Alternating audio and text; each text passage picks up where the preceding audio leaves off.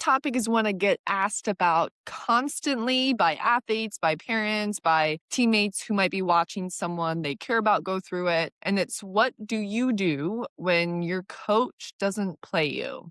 And we aren't talking about a game or two, but consistently. When you feel like you're working hard, when you believe in yourself, and you feel like you're still not getting the opportunities that you feel like you've earned. You cannot control the lineup, but you can control everything else. So let's get into 6 points as to why this can be such a frustration and a challenge for athletes, and also some good applicable strategies to use if you are in a very similar situation. So the first point here is recognizing the frustrating parts about it, because sitting the bench when you believe in your ability is one of the hardest mental challenges in sports. It combines many painful things at once. You may feel unseen, may feel powerless over the situation. You start questioning yourself. Then when you do get in for a few minutes, you're putting so much pressure on yourself to make those few minutes perfect. And then you can be comparing a lot too, because you're watching others get the opportunities that you want. And it really doesn't matter what level you're at, whether you're a freshman at a Division III school or a veteran or on a professional roster. Not being chosen can still hurt. And I'm not going to sit here and tell you that doesn't matter or you should just find some gratitude to be on the team. What I'm going to do is tell you that how you respond to it matters enormously. It matters for your development, for future opportunities, especially how coach sees you handle something like this, and for your own mentality. So let's talk about how to respond well. Most athletes, without realizing it, have tied their sense of self-worth directly to whether or not coach puts them in a game. So I imagine this cord of confidence directly tied to the athlete and coach, and we need to sever that cord of confidence. Because a lot of athletes, when they're playing, they feel capable, confident, valued. And when you're not playing, you feel invisible, inadequate, maybe like you're not actually good as you thought. You're worrying about that other people are perceiving you to be not good. And that connection feels completely natural, but it's also one of the most psychologically fragile places that you can operate from as a competitor. You are tying way too much confidence and self-worth into coach's decision. Because when your confidence is dependent on coach's decision, a decision that you cannot control, your confidence becomes so unstable. It can go up and down based on someone else's choices, their preferences, and someone else's vision for the team, which is simply just not fair. The work is learning to separate your identity and your worth from the starting lineup, to know who you are as an athlete, regardless of whether your name is called, being able to own your strengths and your weaknesses, and using those strengths in the moments that you do get. And that doesn't happen overnight, but it does start with recognizing that your value was never in coach's hands to begin with. Think back to maybe high school or a time when you were feeling really confident. I wonder how much of that confidence was directly attached to coach. And that's something that I have to work on with a lot of my college athletes, because typically they have a lot of validation from their high school coach and they had all this playing time, and that became a major source of confidence for them. And then they go to college and they don't have a lot of playing time and they don't have a lot of validation from coach. So we really have to rework where they're getting a lot of that confidence from. So let's get into the 2 most common ways athletes respond to not playing and why both of them can backfire. The first response is completely checking out. You're not playing, so why should I give full effort in practice? You just start going through the motions. You're physically present, but mentally you're somewhere else. You're overthinking. You're questioning, why is coach not playing me? Worrying about making mistakes. And I get why this happens. It feels like a self-protection piece, but checking out guarantees you won't play. It removes any chance that you actually have. And it really slowly erodes your own competitive identity in a way that is very hard to rebuild. It's very defining if you respond that way. The second response is resentment. You can pull away from teammates, coach, roll your eyes in film sessions, carry visible frustration that can infect the environment around you. You start gossiping about teammates. You start talking about all the mistakes that they're making.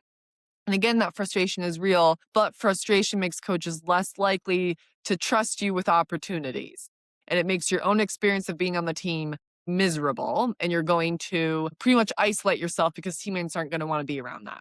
So both responses are understandable, but neither of them work and move you forward. So let's get into what actually works. And it's staying ready for your moment.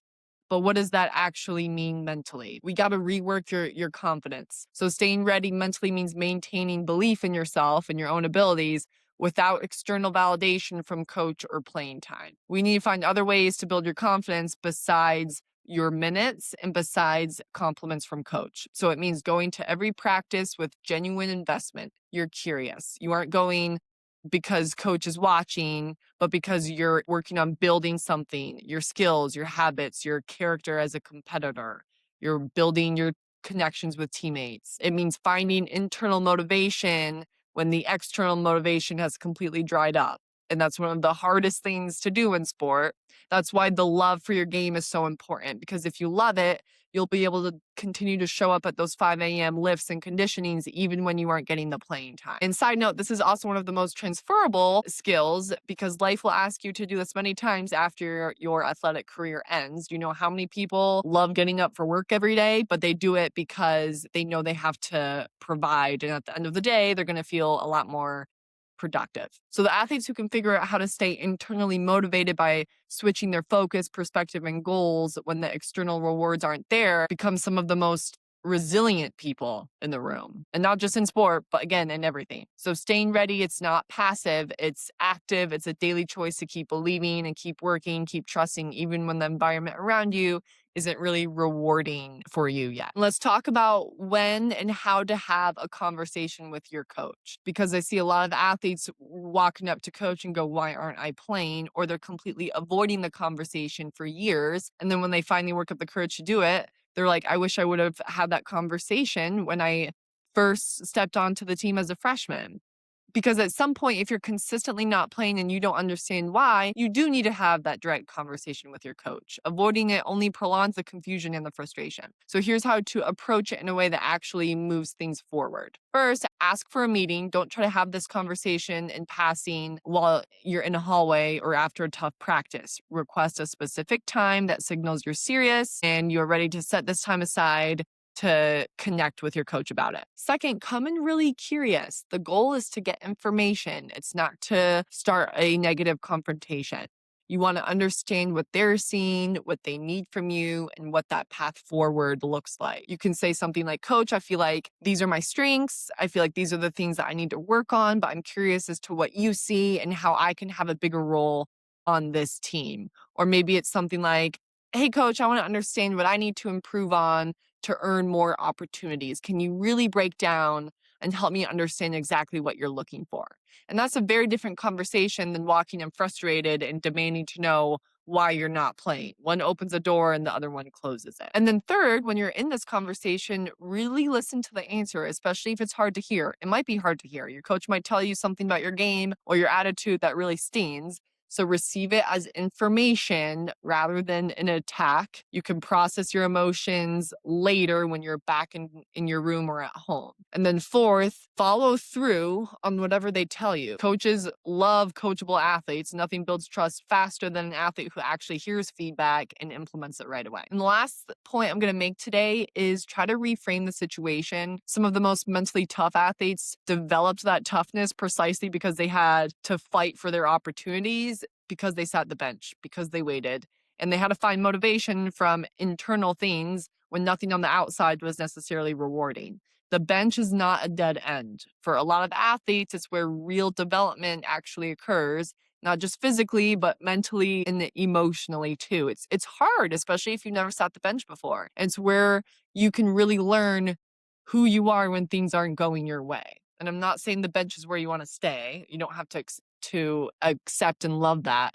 You want to compete, protect that hunger, but don't waste the experience. Because the athlete who can stay composed, even when they're not chosen, and maintain that belief without validation, they're going to really show coach what their true character is and what that coach is investing in. So overall, you can't control the lineup, but you can control your effort, your focus, your attitude, preparation, your belief in yourself, how you're treating teammates. Your response to adversity is always being evaluated by your coaches, teammates, and most importantly by you, because you're going to be a similar situation in the future and you're going to be looking back going, well, what similar situations have I had in the past and what helped me respond and get through that successfully?